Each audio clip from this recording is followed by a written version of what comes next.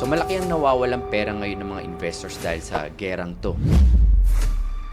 Halimbawa, yung stock sa India bumagsak at iba-ibang stock sa iba-ibang bansa. Pero sa gitna ng lahat ng to, si Bitcoin patuloy na tumataas. Now, the real question is, bakit ba tumataas ang Bitcoin kahit sa kabila ng gulong ito? Pero hindi lang kasi yun ang factor bakit siya lumilipad. Bakit ngayon may gera pa rin pero patuloy pa rin yung pagbaba niya?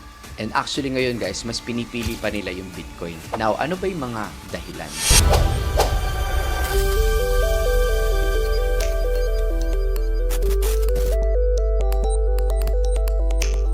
What's up mga kabit, Marvin Favis here, and meron lang akong question sa inyo sa mga kaganapan sa mundong ito. Bakit sa kabila ng gera ay patuloy ang pagtaas ng Bitcoin? Yan ang pag-uusapan natin ngayon guys. Actually, gumawa ko ng article about yan and babasahin ko to para sa inyo. So malaki ang nawawalang pera ngayon ng mga investors dahil sa gerang to. Halimbawa, yung stock sa India bumagsak at iba-ibang stock sa iba-ibang bansa. Halos 8% sa India pa lang. Pero sa gitna ng lahat ng to, si Bitcoin patuloy na tumataas. Anong price na ngayon? 74,000, and then 72, nagre-range dyan, nag-68. Tinalo ng Bitcoin halos lahat, pati gold, 'di ba? Umakyat yung gold pero ngayon patuloy ang pagbagsak niya. Malalaking kumpanya sa Amerika guys like S&P 500, Nasdaq, no, mula nung nag-umpisa yung gera, umakyat ang halagang Bitcoin ng 14%. Yung mga nabagit kong company kanina, tinalo sila ng Bitcoin. Now, the real question is, bakit ba tumataas ang Bitcoin kahit sa kabila ng gulong ito? Dati kapag may takot sa mundo, sa gold nagtatago yung mga tao, di ba? Pumupunta doon at nag-i-increase yung price talaga, lumilipad ang ginto. Pero hindi lang kasi yun ang factor bakit siya lumilipad. Bakit ngayon may gera pa rin pero patuloy pa rin yung pagbaba niya?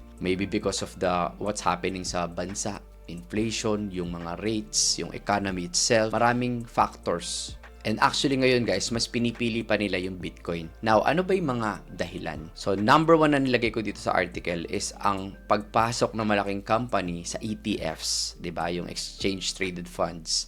Hindi na lang basta mga ordinaryong Pilipino yung bumibili, no? Mga malalaking companies na. So, kung ikaw hindi ka pa part nito or wala ka pang Bitcoin, just imagine, bakit tong mga companies na to, sila mismo yung nag-a-adapt sa mga ganitong pagbagsak ng presyo. Pero guys, hindi naman yan pasok sila ng isang buo at isang bagsakan. Kaya makikita nyo na kurot-kurot din or parang nagda-dollar cost averaging itong mga malalaking companies na to. Now, doon sa mga hindi nakakaalam guys, ano ba tong ETF na tinatawag? So, isipin mo to na parang alkansya o mutual fund kung meron ka mutual fund sa bangko na kung saan yung mga experts yung nagpapatakbo.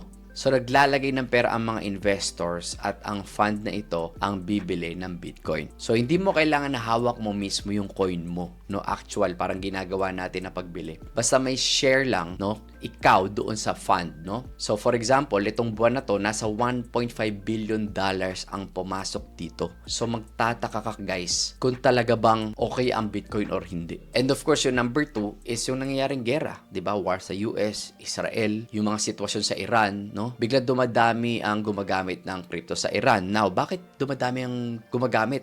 Gera na nga doon. So, sa isang malaking exchange doon, tumaas na halos na 700% yung pera na nilabas ng mga tao para ilipat sa digital wallet na hindi mo matutuntun. Kasi nga, di ba, pagka gobyerno or mga cash, madali siyang matuntun ng government, madaling makumpiska, pwedeng i-freeze. Nangyari niyan dati, di ba, sa gera ng Ukraine? Now, isa pang question, bakit kailangan ng Iran ng crypto? So, dahil na rin to sa parusa, sanctions ng Amerika, yung ginagawa nilang war ngayon, no? Hindi makagamit ang Iran ng mga bangko o US dollar para makipagtransaksyon sa ibang bansa para silang na-cut off sa mundo. Same as before sa mga gera nangyayari, di ba?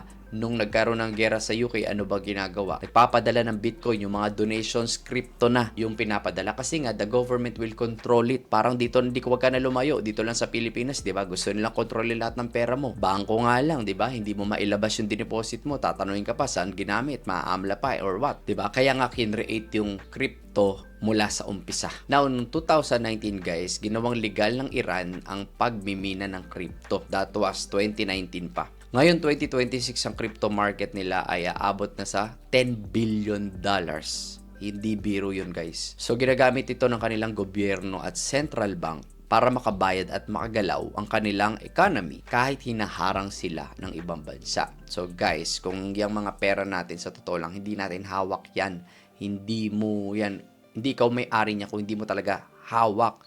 So, kung bangko yan, di mo hawak. Alright? So, ganun siya nagmamatter. So, anong lesson dito sa Bitcoin ngayong 2026, no? So, sa madaling salita, guys, ang Bitcoin ay may dalawang uses. Ano yung gigamit natin ngayon? So, para sa mga investors at sa ibang bansa, ito ay paraan para kumita. Lalong-lalo na ngayong war days, 'di ba? And of course, para sa mga bansa tulad ng Iran, ito ay parang nagsasalbabida para mabuhay at makaiwas sa parusa ng mundo. Ito yung mga ginagawang ways para kumita ng mga tao makapag-transact. Kasi nga wala pag gobyerno kumontrol sa'yo. Just imagine dito na lang sa Pilipinas. Government ang nagko-control. Yung pondo binibigay natin, yung tax na binabayad natin, sa nila dinadala. Napapansin nyo ba? Nararamdaman nyo ba? Or nakikita nyo sila yung yumayaman. Tapos kapag humahanap ka ng paraan, gusto mong kumita ng pera, anong gagawin? Haharangin yung mga international brokers na nagagamit natin para kumita. I'm not saying na tama yun or mali yun. This is just my personal opinion.